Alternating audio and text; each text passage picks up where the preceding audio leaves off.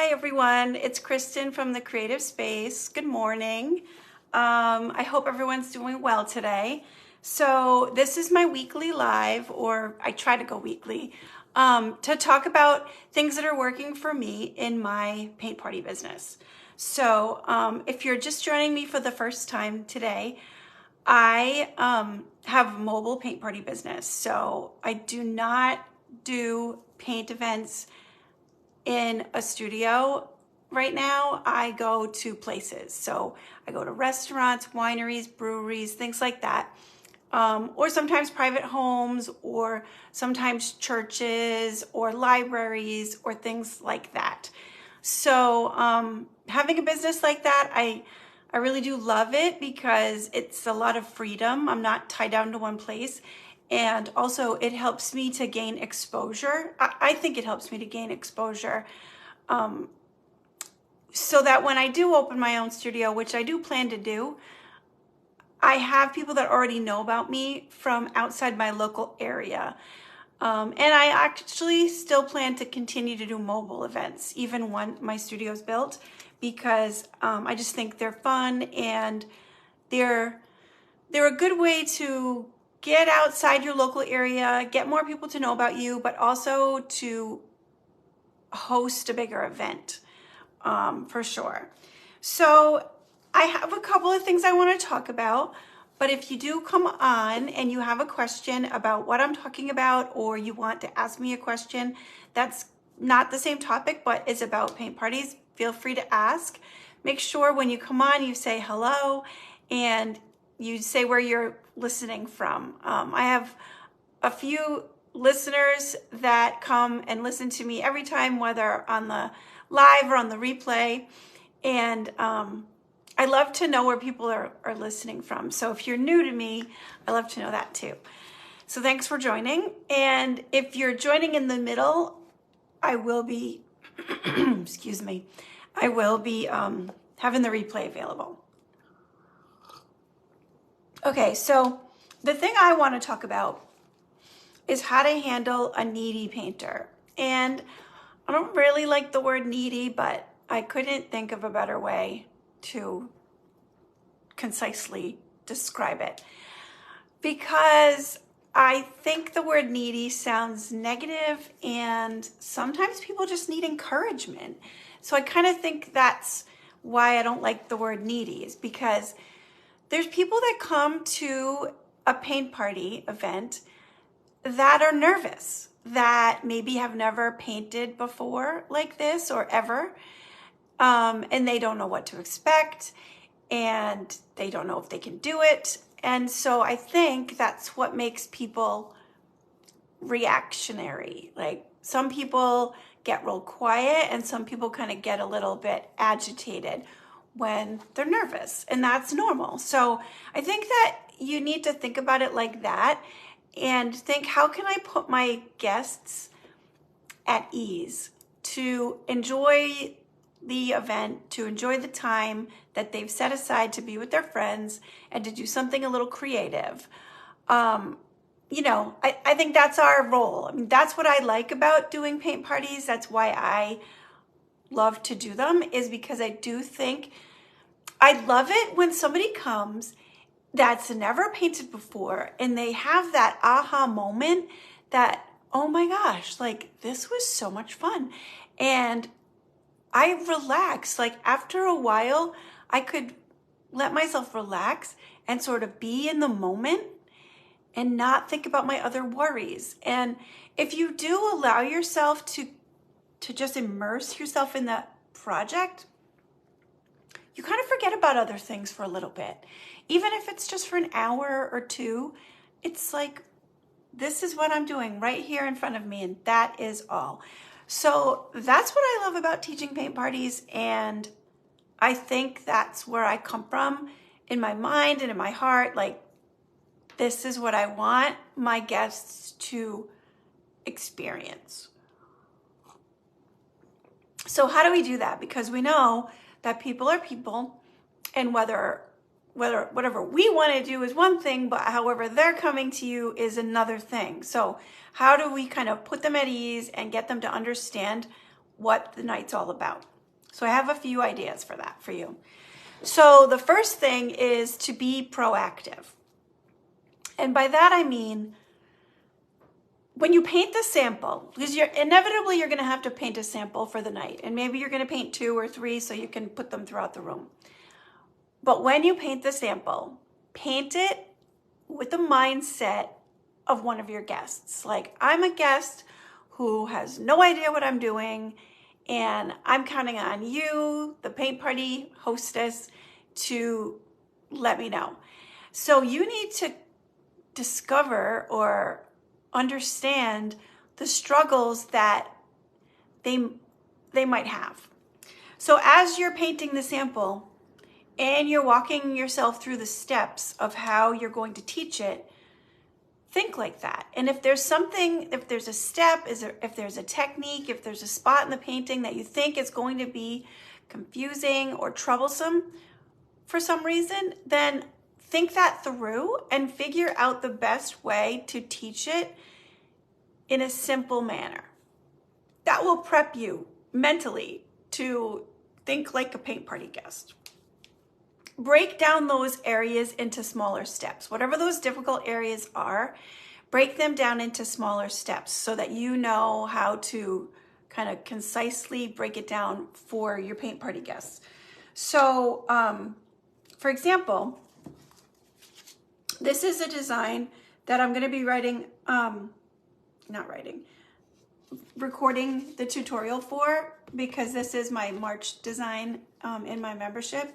And so as I describe this to my members, so they can learn how to teach it, I'm also thinking, like, how are they going to teach it to one of their paint party guests? So I'll try to describe it in that way so that they can use my video as almost like an instructional model for themselves to be the teacher.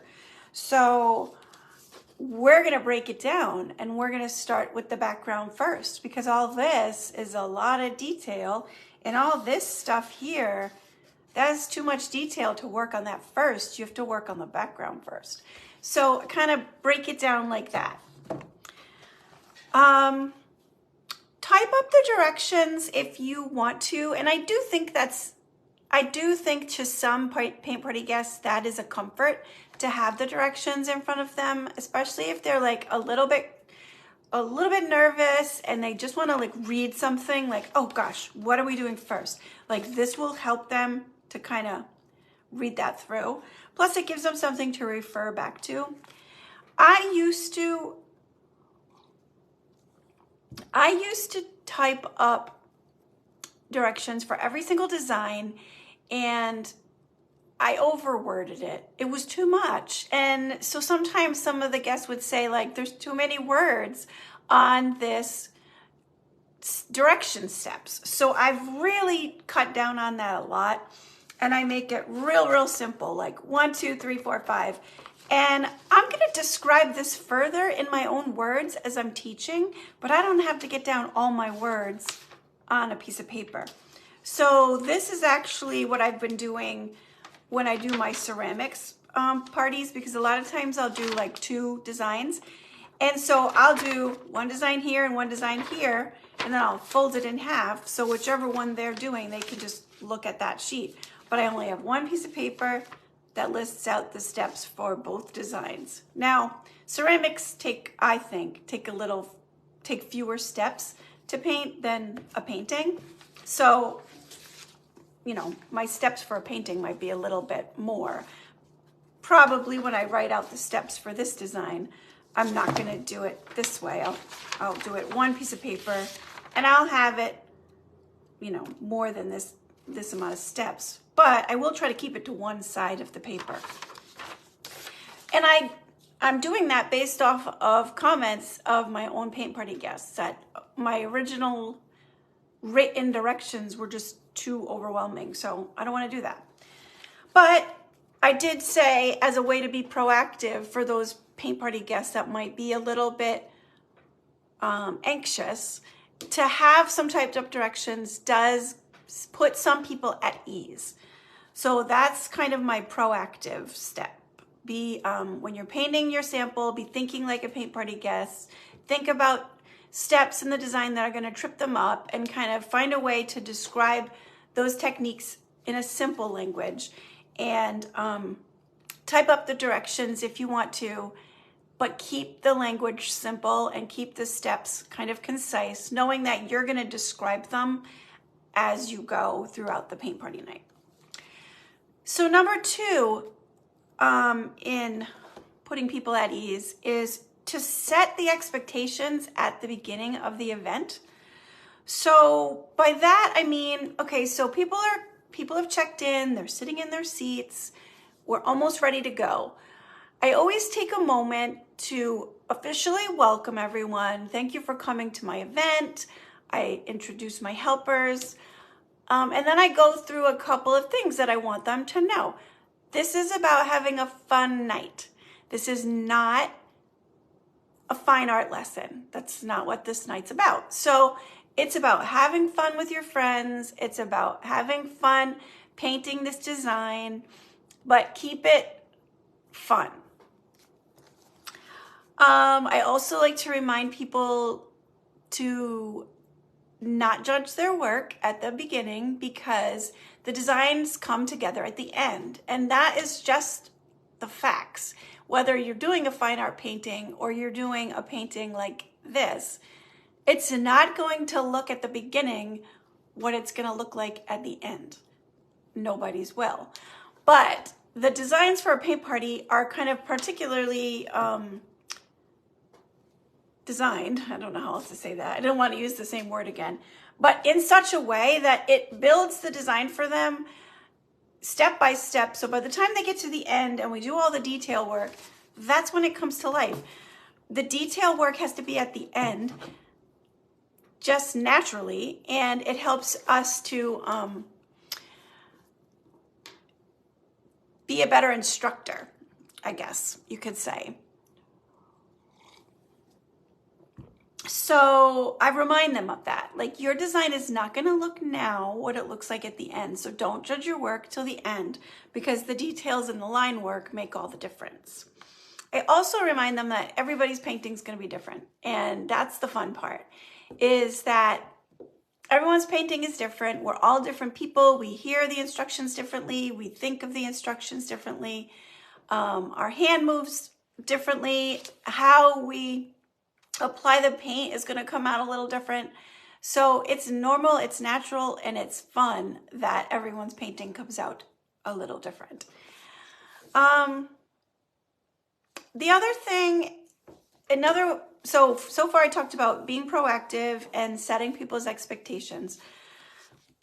The next thing, once the paint party starts, is to listen and be aware of what is happening. So there's going to be a lot going on all at once. And maybe you have 15 to 20 guests and they're not all sitting together. So when I'm at a restaurant, I have probably like 20 to 25 people. And there's different parties of 2, parties of 3, parties of 4 and 5, and they're sitting together. And everyone is kind of doing their own thing. So they're there for a fun night out. They're there to do the painting, but they're also there to socialize. So they're talking to each other.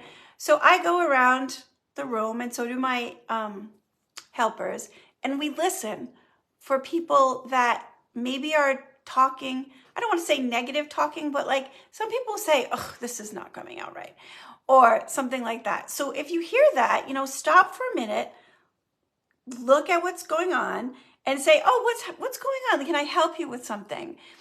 And most of the time, it's just one little, reiterate, encourage, boost their confidence. Like, this is coming out great. This is how it's supposed to look at this stage. And then maybe give them a little bit of advice if you do see something that they could improve on. So some things I wrote down, because I always like to try to write and prepare myself before I start talking. I wrote, give individual attention. I like to give individual attention regardless. So I just kind of go around and say, hey, how's everybody doing? Oh, that looks great. Like, look how nice that is coming out. And I try to point something out in everyone's design that, looks nice. And if someone says, I'm really struggling with this, obviously you're gonna help them out with that. But I still go through and give individual attention because I want everyone, not just the people who are struggling, to feel like I paid attention to them or they were paid attention to by either me or one of my helpers. So give individual attention, reiterate a technique. Here's a big one. Remind them not to use too much paint. A lot of times people think they really have to like slather on the paint, but they don't, as we know. We know that we don't have to put that much paint on there to really get the coverage. And if they put too much paint on, it's going to take forever to dry. So if we're doing any kind of dry brushing or we want to cover something up, you can't do it until the paint dries. So if they put the paint on a little thinner, it'll dry quicker and then you can go back over it. So if you see people really slathering on the paint, just remind them, okay, don't put the paint on quite so thick. If you have a lot of paint on your brush, wipe it off on your paper towel or rinse the paint off and then wipe it on the paper towel or wipe it on the plate, whatever. But that's a big mistake I see people making that really affects their painting if they're just putting on too much paint. Another thing I tell them is if they're really like just frustrated, is say, take a minute and step away from your painting for a second. Just stop. I'll take the painting, I'll hold it up and I'll say, look at how nice that looks. Like always from a distance, that's how we view paintings. We don't look at them like this and every little detail necessarily. We look at them from a distance. So even in school, if, I'll tell my students, step away from your painting every now and then.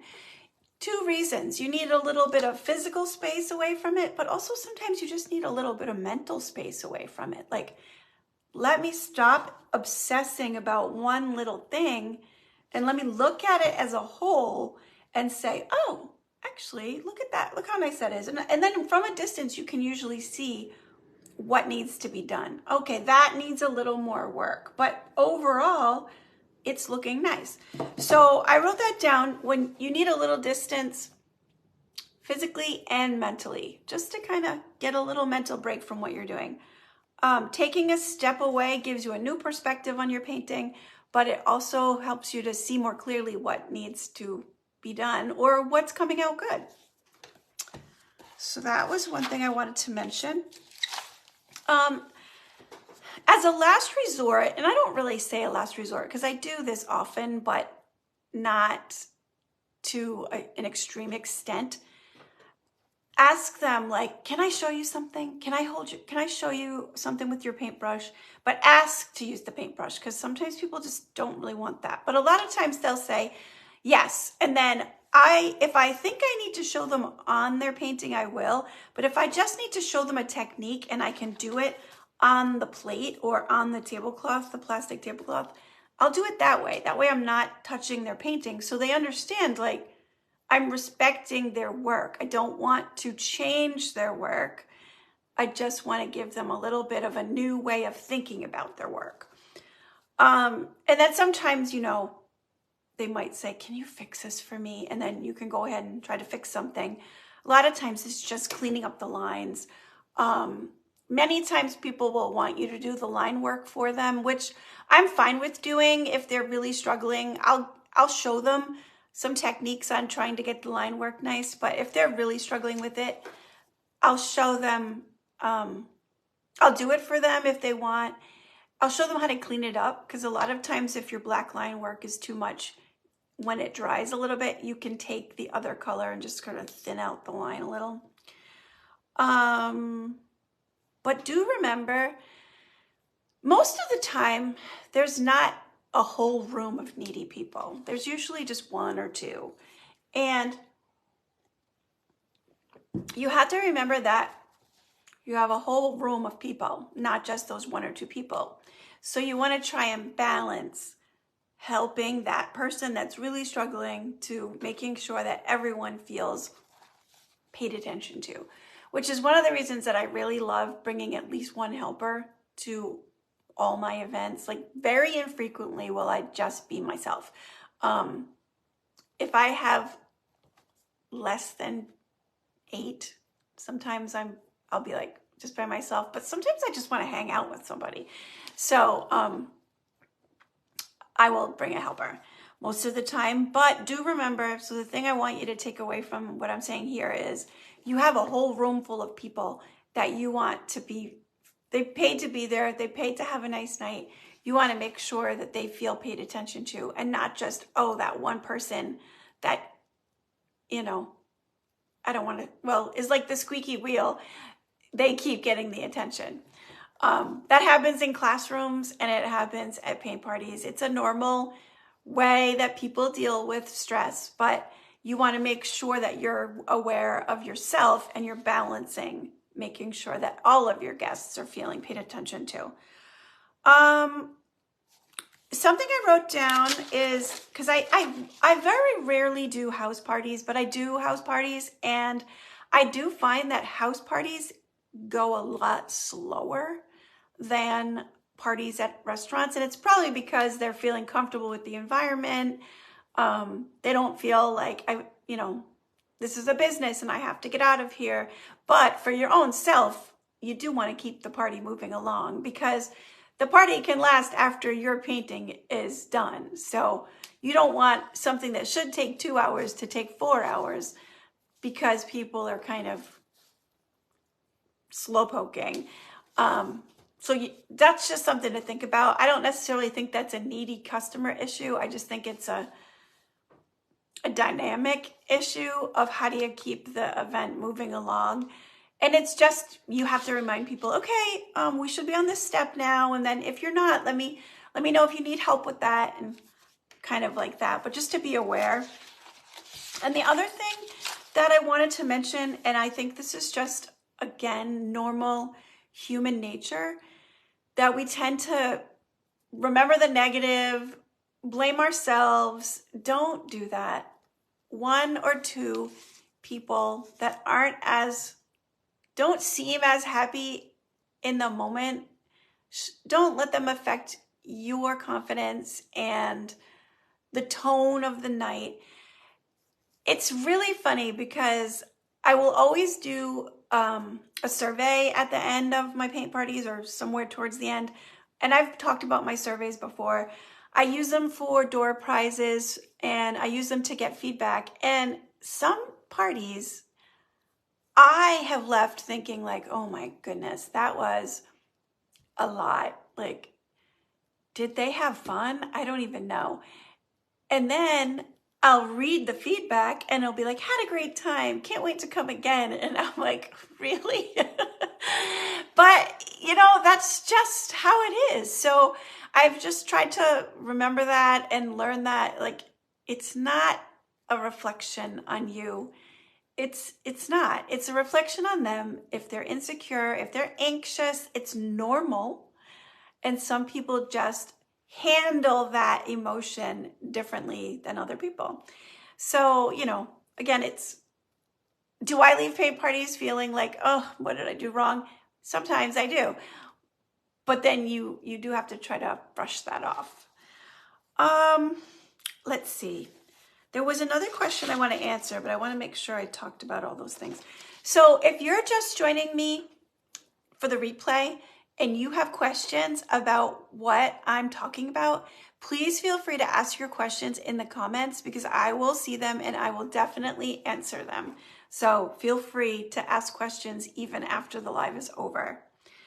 Okay, so one of my regular followers asked, should she paint along with her guests or not? So to paint along or not to paint along, that is the question. I don't. Every now and then I will, especially if it's a design where I think I should demonstrate this one technique right away so that everybody sees it, and then I can go around and helping table to table. But very, very rarely do I paint along with my guests. Now, I have one event that I do at my local library every month or every other month and it's a small group of ladies, and it's usually the same group, and I will paint along with them because I'm usually trying to leave a sample for the library so they can put it up, but also because they are very focused on what they're doing. And so instead of me kind of hovering, I sort of paint along and show them as I go. But it's usually only 8 to 12 people, and it's people that I know pretty well. So I feel comfortable just kind of painting and talking and then looking at what they're doing. And the room is set up a certain way that I can kind of see everything from one vantage point. In a restaurant, most of my restaurants are not set up that way. So I would almost seem like I'm not paying attention to them by painting along. And I want to make sure I go around and talk to everybody. So, but I really do think that that is a personal decision. If you feel comfortable doing that and you feel like it makes you a better instructor, then absolutely do that. I don't think it's a right or a wrong question. I think it's a personal way of instructing. So that's my kind of basic answer to that question. She also asked about printed instructions. Are they helpful or are they a hindrance? I don't ever think they're a hindrance. Sometimes I think they're not necessary, especially if the steps are just really cut and dry. Like, I don't necessarily think my steps for my ceramic gnomes are necessary, because everybody starts with the beard, and that's one way of doing it, and then the nose, and then the pants, and then the shoes, and then the hat. And so it's very like segmented like that. Something like this, you might want to put the directions down, because sometimes people do want to skip ahead and they might do something that maybe, it's gonna, I don't want to say it's the wrong thing to do, but like a lot of times when people don't know what to do, they outline first. And actually that is the wrong thing to do, because you want to outline last. So if you do have that sort of basically written down, like here's the steps. First, we're going to do the sky. Then we're going to do the mushrooms. I'm thinking about my mushrooms. Then we're going to do the stems. Then we're going to do the mushrooms. Then we're going to do the vines. Then we're going to do the details. It at least lets people know, like, oh, outlining is like step 12. I'm not going to do that right now. So I don't think that written directions are a hindrance. I think sometimes people don't use them, but I don't think that they're a hindrance, because a lot of times there will be 1 or 2 or 3 people that I could see like reading over the directions. So it makes them feel more comfortable. So maybe that avoids the needy customer by giving them the directions. And then in terms of how you want to instruct, if you want to paint along with them or not, that's completely up to you and whatever you feel comfortable with. Okay, so I don't see any questions, so I'm going to stop here because I think I've kind of wrapped it all up and said what I wanted to say. If you do watch the replay, please let me know where you're watching from. And if you have any questions or comments, leave them in the comments and I'll be happy to respond to you. Okay, thanks so much. Have a great day.